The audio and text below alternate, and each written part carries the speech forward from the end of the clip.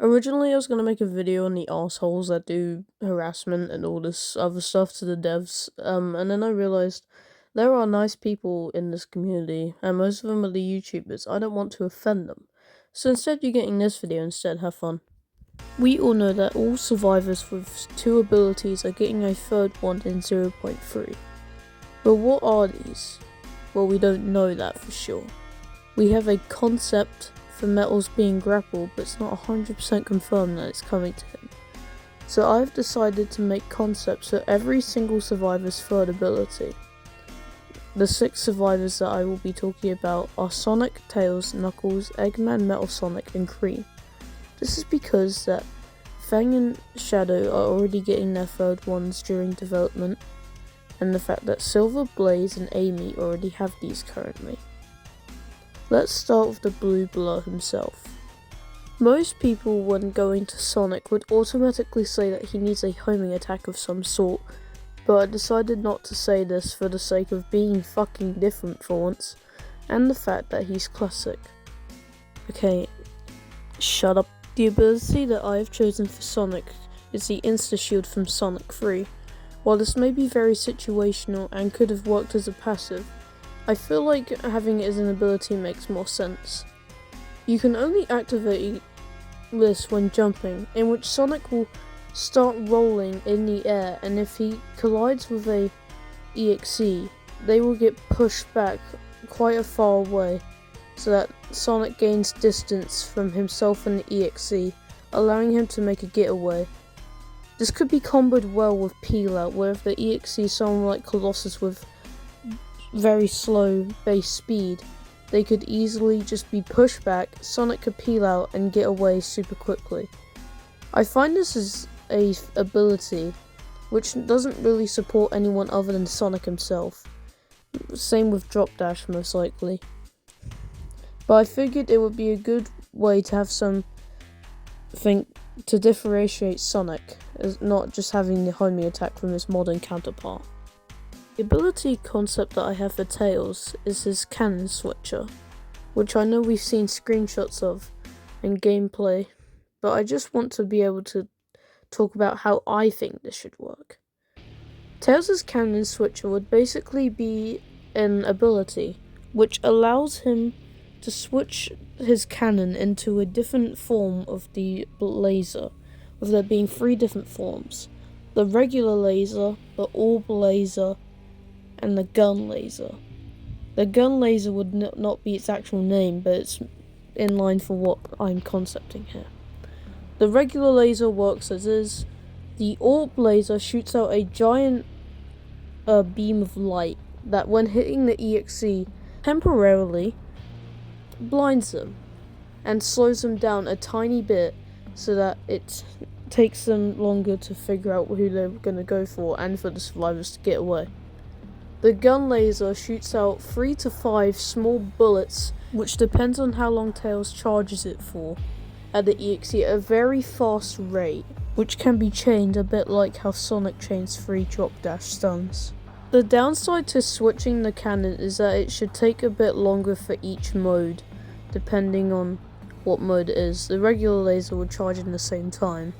I feel like the orb laser would speed up the time it takes to charge, and the gun laser would take the longest, but the payout would be worth it with the stuns. The concept that I have for Knuckles is an uppercut. It wouldn't exactly work like his punch, but would have some similarities. I've seen many ask for a charged punch in TD, but considering we have that in OM, I don't exactly want to make a separate ability, which is kind of what we already have in the first place, so I went with this. Uppercut would have a 35-second cooldown, which has the ability to bring the EXE up with Knuckles, punch him 3 times in the air, and slam them down onto the floor, all in one consecutive movement. Knuckles would have to activate the first stage by hitting the EXE, how he would with a regular punch, but then it would transition into him bringing them up. They then must perform a quick time event, where they have to press 3 buttons in a short amount of time to activate the 3 pummels in the air, in which a final button must be pressed afterwards to slam them down, which will most likely be an M1. The downsides to this move is if Knuckles misses the first stage, he will trip and be ragdolled for several seconds, which is fair considering how rewarding hitting this is. Another problem would be if he failed the quick time event by pressing a wrong button, the move would end early, knocking both Knuckles and the EXE back a distance so they can't get an immediate hit after it ends. For Eggman, I've decided on the Zapper, directed by TD. It would most likely work almost the same, with the difference being that when charging it, you can jump, but you cannot double jump. And another caveat being that when it's fully charged, you are in the stance that, like Knuckles or Tails would be when aiming, obviously, to make it easier for yourself. The thing that it would do is completely different though. I would have it not slow down the EXE, but would kind of just obstruct their view. Like, it would plaster a zapping or electricity effect on their screen very quickly and rapidly, not in a seizure-inducing way like God's Trickery or something, but a very quick movement of it, which can make a difference if they don't know exactly where they're going. This move would probably have a 30-second cooldown if I had to make an estimate, just because of how punishing it can be if it lands on the EXE. While it's not a definite name, Metal Sonic could have something called Launch. It's not the best thing out there for the name, but considering what he does, it's kind of fitting. Metal Sonic would throw himself in a straight line that, if connecting with the EXE, allows him to spin them several times before launching them to a wall. When this is done, Metal Sonic will then charge up and launch himself towards them, dealing extra damage to himself and a bigger stun. During the wind-up phase and the grabbing phase, Metal Sonic would not take damage, but while spinning, would have his circuits slowly wear from use and would take approximately 15 damage.